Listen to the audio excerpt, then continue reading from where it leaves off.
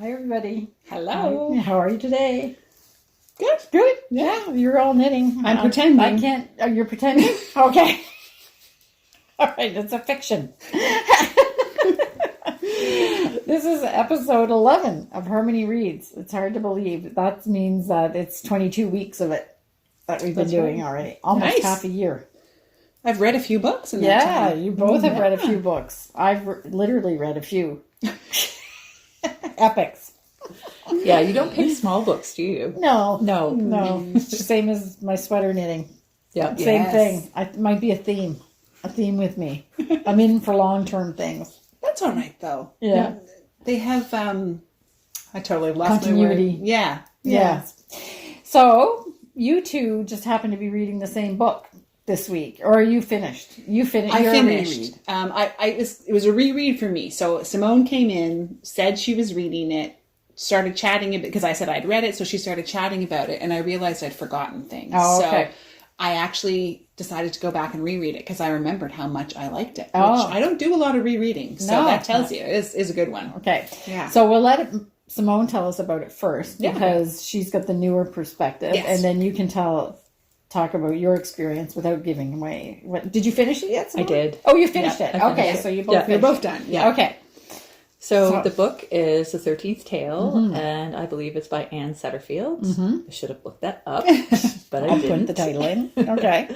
So it is it's kind of like a mystery, wouldn't you say? A little bit? Yeah, it's a mystery in that there's so much to discover. Yes. Oh, Yes. Yeah. okay. Is it a big book? No, No? Okay. it's actually not very big at all. She's concise. Yeah. Okay. It's a British writer, right? Yeah. Yes. So the premise of the book is there's a famous author that's kind of a recluse, and a girl that runs a bookshop with her father is commissioned to write this writer's biography. Oh, okay. And the writer says, I'm going to tell you a story. You're not allowed to ask any questions. Oh. And she proceeds in the storytelling. And then there's all these other life events that happen as well around it. And you get these weird little inklings throughout the story. Yeah. And then it comes to a point, and it's kind of hard to talk about because I don't want to give anything away to anybody that might want to read it. Yeah. There is a very shocking turn of events where you just didn't see that coming. Oh. Yeah. I love it. Yeah. I love it. Wow. So, what is the 13th tale?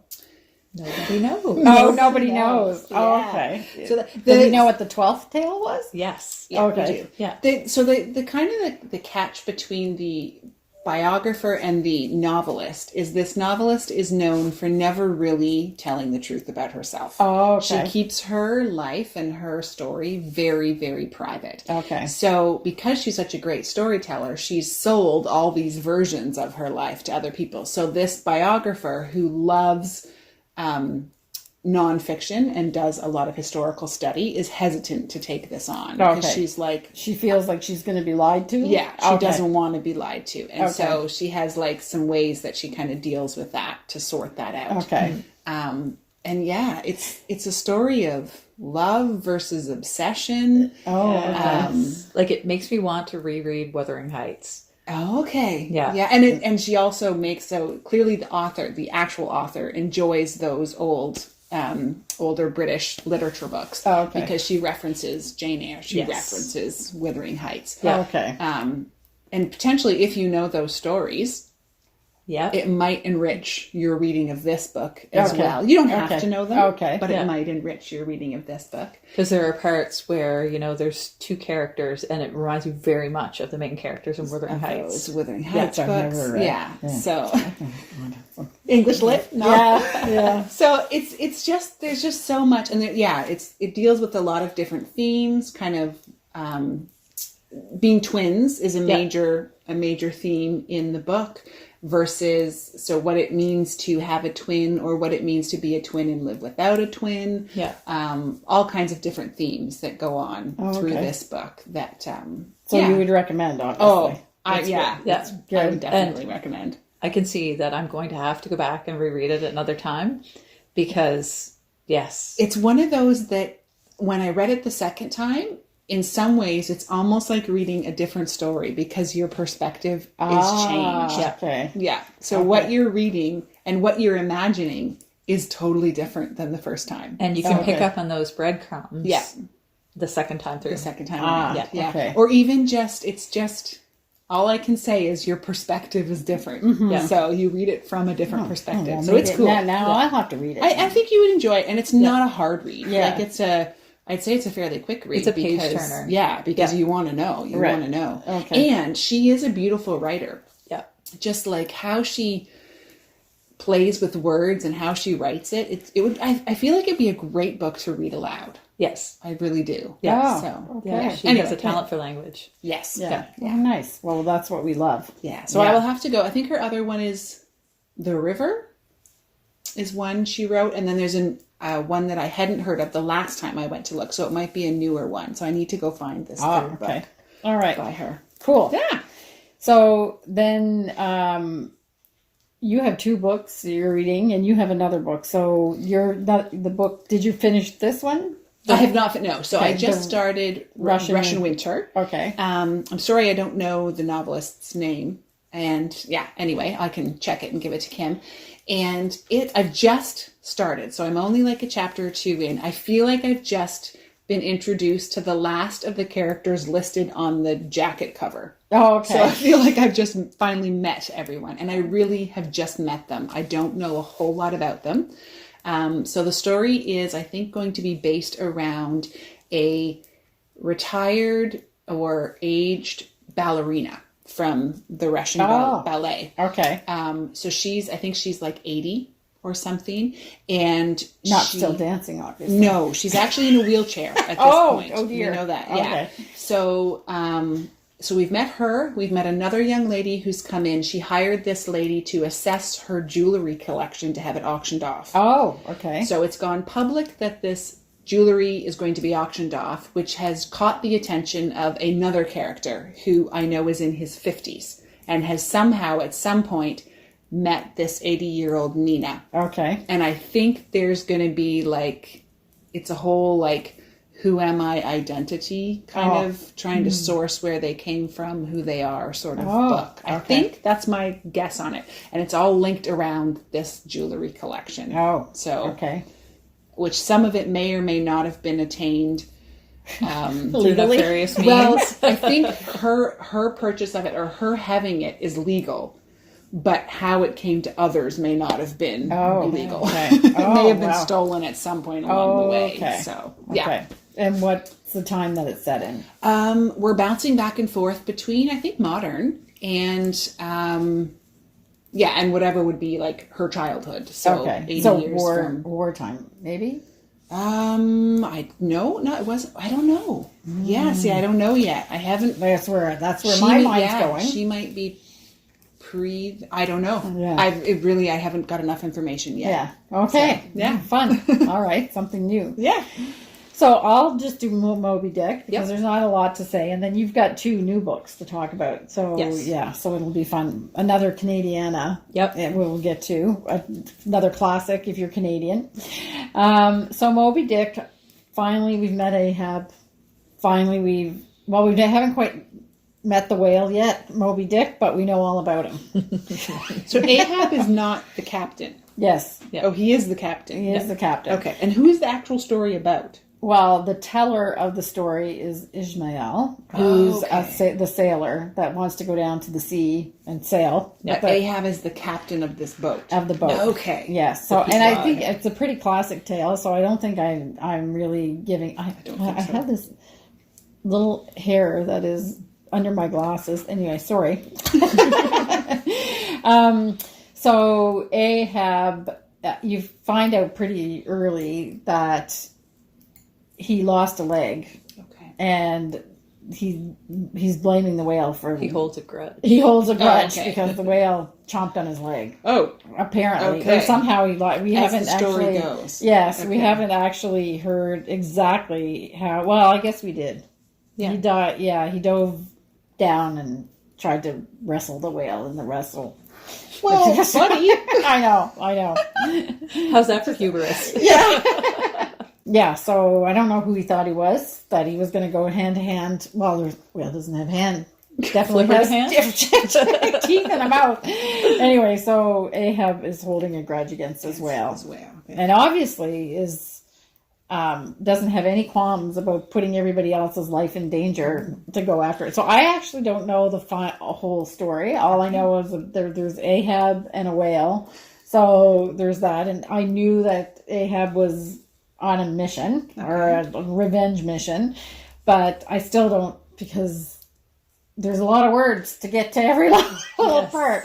Yes. But I came to some kind of a realization the other day when I'm reading, because there's a whole section, like pages and pages and pages, where Herman Melville catalogs every type of whale that it was known to man in 1851. Do you know what type of male this... Whale, yes. Whale. It's a sperm whale. Oh, Yep, he's it's a sperm after. whale. Okay. Yeah. So he spends like pages and pages describing literally every whale that they knew of at the time of the writing in 1851 of this book. Okay. And I was like, why is he doing that? Yeah, well, why? It's all interesting enough. Interesting from the perspective that he keeps calling them fishes. Okay. But there's just a debate whether, because they've been classified as mammals, but he doesn't agree. He thinks they're fish. And there's all of this context. But then I realized, and I said to Simone, after I had the aha moment, the day she was here, I said, I think because it was written in 1851. So it's not like you pick up your phone and Google sperm whale. So he was educating. He's educating the reader. And all of this context, which I was kind of begrudging, is actually probably pretty important to the story. Okay. Because if you didn't, and you think about people, living in the middle of wherever they lived inland or whatever, that have never probably seen water or a whale or a boat in some cases, all that context is pretty important. Yeah, they weren't sitting down and watching National Geographic. No. Or like having... That's true. They didn't have access to all this information. Yeah. So unless you had access to encyclopedias or, not many, because they were very expensive, you actually need all that context. So I have a different perspective about why all of those tools are necessary in the book. Okay. And it's true enough. Like we all know, because of all the Save the Whales and everything, we know all the different types of whales, just all part of our vernacular. But in that time, they wouldn't have known anything about the differences, porpoises and a whale was a whale. And whatever. Okay. Yep. And I would imagine that quite a few people at the time would have got their education about whales. Because what he talks about with the whales is actually not, it's simplistic to what we know now. And there's obviously an argument of exactly what a whale, what's like a genus, I guess it would be, that it's what classifies a whale as a whale. Yeah, classified a whale as a whale. So he's actually gives quite a bit of knowledge about that. So that's a lot of it. So, but now the action, we're back in the action. So what he's doing, the mechanics of the book is he tells you a bit of story. Yeah. Then he sets the context for the next part, and then he tells you the story of the next part. Is that right? Yeah. So it happened about sailing vessels. It happened about just sailing in general. It happened about the whaling industry. And now it happened about the whale. Yeah. And now we're about to encounter the whale. Yeah. So I don't know how much of that context is important to the actual storytelling if you already know about whales. Right. But at the time that it was written, it was probably pretty important. Yeah. Yeah. So now I'm not begrudging all of the thing. And this would have been like newly discovered information that he was sharing, right? Well, it would have been ongoing. Yeah. But for a lot of people, he educated them about whales. The fish. That he calls fish, but he and the whaling industry too, because I mean, there's a few comments that he makes in there that are pretty tongue-in-cheek jabs at the British monarchy and stuff like that. Okay. Yeah. Mm-hmm. So and he also he even debates how there's tales that whales have been seen in one hemisphere and then in the other, and they don't even know how the whale would have been able, like they talk about the Bering Strait. He talks about like all kinds of things that they just you can tell the lack of knowledge that they actually had because things hadn't been discovered yet. Figured out that this was all connected and that the fish were just the whales were traveling around. Yeah. And why they would travel they wouldn't have figured out. Like how they circumnavigated people were trying to figure that out. Right. Like how to circumnavigate. Yeah. So, Yeah. yeah. Okay. So anyway, it's if you read that with that context, then it makes sense. But now and then he doesn't. There's not any dialogue really. He doesn't use dialogue. Not a ton. No. So No. he actually breaks down. There's a party on board of the ship basically when they're all getting amped up because they were about to find the whale, and so he creates a little section for everybody that speaks. Yeah. It's weird. Interesting. Which is why it's also like so text dense, because dialogue is really quite short and can move things along pretty quickly. But if everything is straight So narrative, French sailor number 1. Arr! Oh, we my. boys, like blah blah blah, like this. It's a little section. so that's almost like Danish sailor number 2. Yeah, all right. like screenwriting. Yeah. Yes. That's Yeah. kind of what that is. Exactly. Weird. Yeah. Well, you can put on a play. So Yeah. obviously his talent did not lay in writing dialogue. Dialogue. Okay. Yeah, because he doesn't do it. Yeah. It's all, and he explains everything rather than just having the conversations and revealing the or the characters through conversation. He explains everything. He describes it. He describes everything. He is telling, not showing. Yes. Yes. Isn't that like when you're learning creative writing and stuff? Show, don't tell. Oh, really? Yeah, Oh, it's a okay. writing technique of the idea that you shouldn't have to lay it out and explain it all. You show it through how the characters speak, what they're saying, how they're interacting with one another. Yeah, I don't think I've ever read a book quite like it. Huh. Actually, and so it's very like now it's starting to like I'm nerding out on the mechanics of the novel and everything, but the story is actually pretty good, and you can he sets the table pretty clearly. You can. It's not about the surprise of what's happening so far. It's more about how it happened, but that's our perspective because most people know. Generally, the story of Moby Dick, and that it was, man versus beast kind of thing. But it's almost like you're an omniscient presence and you're immersing yourself into their world through his writing. He's laying it all out in front of you. Yeah. I was going to say, listen to me, like critiquing how he writes. Yeah. He's been around a while. I think he did okay. Yeah, exactly. But he actually wrote quite a few books, but they're not really well known. Moby Dick was his opus, one. I don't think I've read any more by him. Mm-hmm. I don't think. Yeah, was like a little list of books at the front or whatever that his last one was actually published posthumously. Yeah. And but I don't know. But this was his thing. Like this is what he's known for, and his opus. Like I said, that's it. So anyway, it's good, but it's very complex to read. Yeah. And now I started reading it out loud to myself, but I couldn't do that waiting for my car yesterday after I finished my hat. So I couldn't do that. But what I'm discovering is that you'd have to read it more than once to actually say you understood every sentence, I think, because you don't, it's like I'm absorbing it.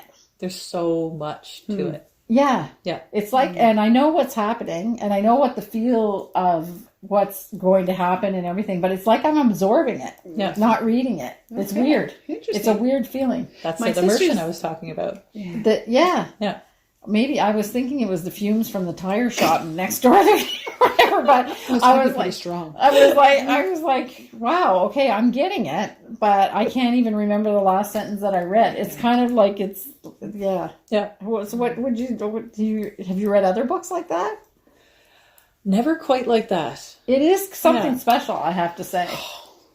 Do it, Betsy, do it. And people are like thinking, "Oh my God, this is like it was written in 1851." Yeah. But I'm finding it very interesting because it's taking you on a journey as a reader. Yeah. Okay. As well as telling the story. Yeah. And I actually kind of think the story is sort of secondary, because the story could actually be told. Like, I'm almost at page 200, but honestly, as far as we've gotten, it could have been told in 25 pages. Could have been much more succinct. Yeah, but it's the whole other things. Yeah, all the other things. So it's kind of giving me new appreciation for the art of writing. Okay. Yeah, it's kind of cool, actually. I was going to say, my sister's a teacher, and she has tried to tell me several times that rereading is actually quite beneficial. That you will get so much more out of a book if you're willing to reread it. I don't know that I'll reread it, but I'm savoring the part of the journey of the book. Yeah, instead of resenting it. You're definitely making it convincing that I could understand how this would be part of a university literature study class. Yeah. Right? Like that you would study. Oh, I'm Probably. sure. Yeah. I'm sure it is. I would imagine. Yeah. It wasn't part of English composition for us when I went to university, but Yeah. It just probably depends. But I can There's imagine a lot that to you'd have to, dissecting the text. I'm and all pretty that. sure, and like I've said before, there's appendixes that are all like all the critiques, what such and such university professor has to say about it, and whatever. So there's like tons of meat there, to do that. Right. Like you could go on, you could do a university course on it probably. Yeah, because research papers. And, everything. So anyway, so that's it. So it's so I would say, like, I always try to think, like, would you recommend somebody to read it? And I would say that you'd have to know what you're in for. Yeah. But that there's a real value. Yeah. To experience it. It is a good story. Yes. Yeah. It's just getting to the story is it's quite a meaty book, and you have to be willing to take the time and just kind of sit with like it. you said. Yeah. Before you've been saying that all along, but I finally get it. Yeah. Like you can't be in a rush. Nope. And you have to let it unfold and think of the context of when it was written. Right. Yeah. So, it's not books that are, I'm thinking about books that will be timeless just because of the story. This is kind of, you have to understand the context of the time that it was written. Yeah. I think it's like reading understand. Dickens. Yeah. Yeah. Yes, I think so. Yeah. I think there are very few stories that not knowing or not understanding the time period context would not enrich the story. Like, I do think it's hard to have a story out of time. Well, I don't know if I agree with that, because if you think about like Pillars of the Earth and those books, it doesn't really matter when Science they were fiction. written. Oh, science fiction. Yeah, because that's like all based in the future. In the future. Oh, sorry, you're meaning that when he was actually writing matters. Yes. Okay. Yes. Yeah. Okay. I think I'm grasping that. Anyway. Yeah. See, now we're doing it. We're starting to get into the, when you in order to appreciate it and not be angry that you're stuck in the middle of this book. And he's describing 30 different types of whales. Literally. So in order to really appreciate it, you have to have some kind of a respect for what he was doing in the time he was doing it. Okay. That's what I meant. Yeah. Not the period of the book. It's more the actual real life context around the writing of it. Right. So what his sort of purpose or goal was outside of just writing the story. Yeah, exactly. Yeah. And that's not for everybody, but that's I'm finding it kind of cool at this point. Yeah. Like I said, now that I'm not angry anymore. And I stopped counting pages. Wow. Yeah. Okay, good job. I'm just like let myself just read it. Just read it and take in everything. Yeah. Yeah. All right.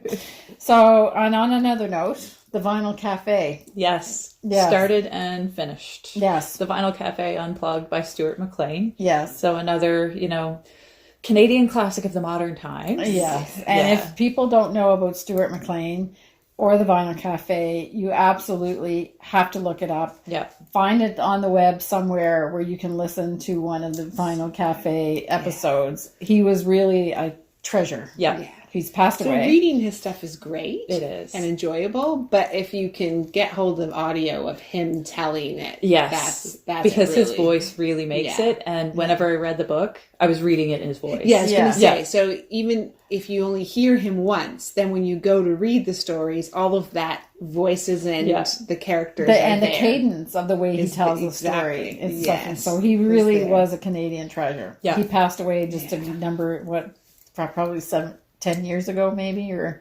Around there. Yeah. fairly young. And I have to admit, having moved out to the East Coast now, and we're listening to them in our car, we hear the story. So the stories he tells of his childhood on the East Coast, I find are resonating with me more now that I have a bit more understanding of East Coast culture and the landscape and what he was looking at and what he's talking about. It just, it has come even more alive for me being here now. Because I think his main stories take place in Toronto. Yeah. Mm-hmm. And then, but the character grew up in, was it Cape Breton? Cape Breton. Yeah. So I just, I'm really appreciating his childhood stories more. And, you have to really respect somebody that was able to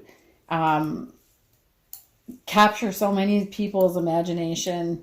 And there's no swearing. No. There's no, there's tough tales that are told, but it's real life, but it's not resentful or angry or gritty, or it's just nice. Good, clean, fun, endearing humor. and hilarious. There's tearjerkers, there's heartwarming moments. Like, he takes you through the full gamut of emotions. Yeah. And he has the perfect art of, what's going to happen. What's coming. But that's actually what makes the anticipation stories. of it. Yeah, because he says something and all you do is go, oh no. Yeah, that's right. Yeah, that's right. And then you just wait for it. Yeah. So is this, is the book compilation of his The David stories, Morley or is it stories. about him? No, it's a compilation of David Morley stories. Yes. And it's funny because I came across, and I'm going to really date myself here, I came across David Morley purely by accident because I was gifted a Walkman way back in the day.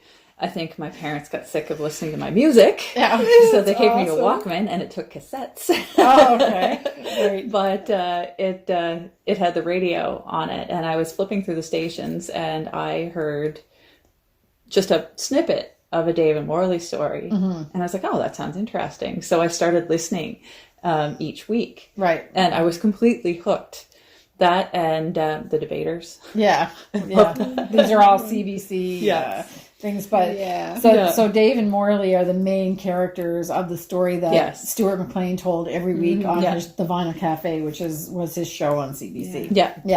Yeah, and this book was really great because it had some of my favorite stories in it. Like, the turkey. My all-time favorite is whenever Dave decides that he's going to put a plug in the wall in the kitchen for the toaster. Okay. Yeah, we had a little bit of that happening yesterday at my house. Oh dear. Yeah. And it's just so funny because, like, I'm reading little snippets of it aloud, and Kirby and I are laughing because, he's talking about how, if a man hears a power tool, they all come running. Yeah. And they have their tools, and they're so willing to help. And, the end result of the story is, instead of putting, one little socket into a wall, they have to do this massive renovation. Yeah. They take out 2 walls in the kitchen.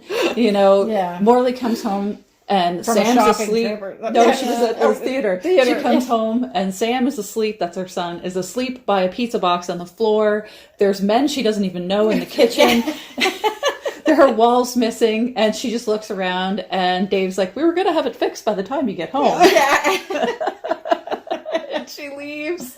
So it's so funny because, you can clearly picture the utter dismay as she walks through the door, and it's like, I think this I is went my to the kitchen. theater. I'm Yeah. not sure. Yeah. Anyway, it's They're it's good. really, really great. Good So, stories. yeah. Yeah. And I hope we get comments from people that a lot of, like we did when we were talking about Rick Mercer, that a lot of people in the U.S. that live close to the border, the Canadian border, So Yeah. it's interesting.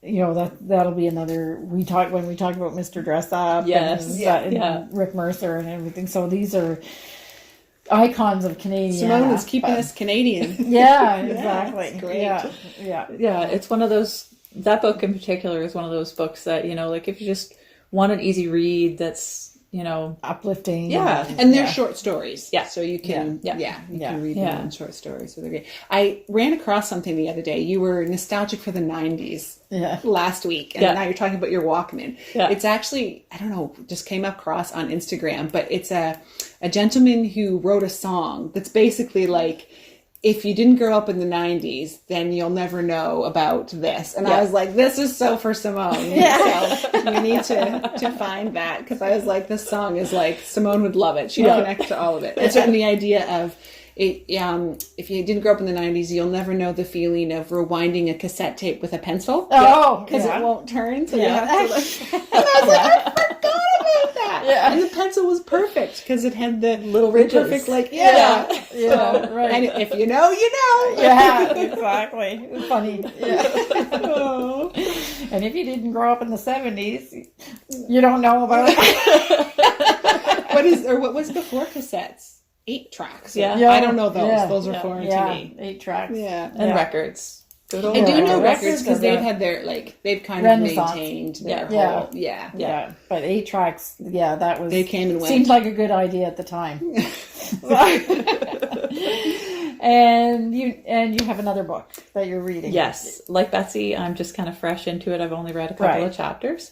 But Liz Miller, a friend of mine, had recommended Anne Cleeves. Yes. She wrote the Shetland series, and I had watched it on television and didn't realize that there was a whole series of books. Yeah. Well, apparently, there's also a whole series of books about the Vera character. Yes. I knew that because I watched every Vera episode one after another, and at the end of it, it always says based on the book by Anne Cleeves. So I did know that, but I had never read one of the books. So I started on the very first one. Okay. The Crow Trap. Yeah. Yeah. So now I'm wondering did you watch the Vera series? No. Oh, okay. No. So we'll have to compare notes. Yes. That's what I was thinking. And I would imagine that I will be how I typically am, where I like the books better than the show. It's very rarely that you like. So it'll be interesting to see how the difference of the treatment of these books is as opposed to the Miss Marple thing that were really like just a suggestion. The books were a suggestion for the shows. Right. Yeah. This, I have a funny feeling that it's the same here, but the series is very good. Okay. Yeah. Okay. Yeah. I would think because of the way that they said based on or something, like they didn't say didn't keep by. it true to the story. Yeah, I think maybe. I don't know. Inspired by or something So like what's that. Vera like in the... I haven't met her yet. Oh, you haven't met No. Vera. You just had the murder. Yeah. Okay. Yeah. And what's the murder? Well, it's a murder that doesn't look like a murder. That's almost every episode. Okay. Okay. Well, it's they're out on the moors and they are investigating the impact of what would happen if a mine was opened in this area. Oh. And they're in this little house. It's 3 women that are kind of involved in sciences, and they go out on the moors and they check everything out, kind of deal. And the person that lives closest is the one that's found. Oh, okay.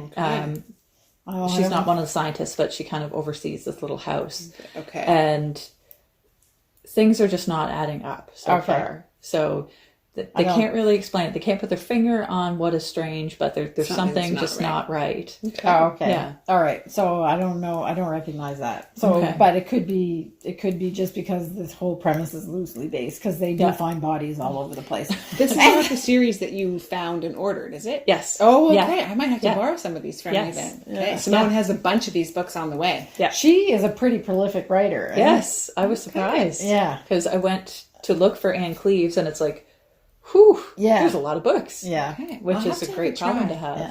Because I absolutely loved watching the Shetland series. Yeah. So again, like we said, sometimes the crossover isn't the same, Yeah. where you find that the show is stylistically very different from the book. So Yeah. I'll have to have a look and see if her style of writing is what. Reflected in. Yeah. Yeah. Exactly. Yeah. So yeah. Okay.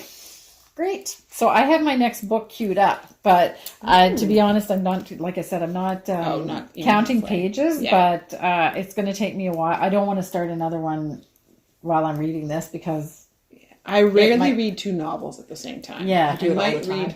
Yeah. Someone's like, no problem. yeah, I might read a novel and something else, but it's pretty rare I'll read. yeah. So I don't Two want to stories start at the it, same but I'm going to, Michelle has recommended a Canadian author actually that has a book called The Spoon Stealer, and that's the book that I'm going to read. And- Spoon Stealer. yes. That sounds intriguing. Yes, it does. Yes, and it's I'm going to do that next. But if you want to read with me, don't start now because it'll be a while before I get there.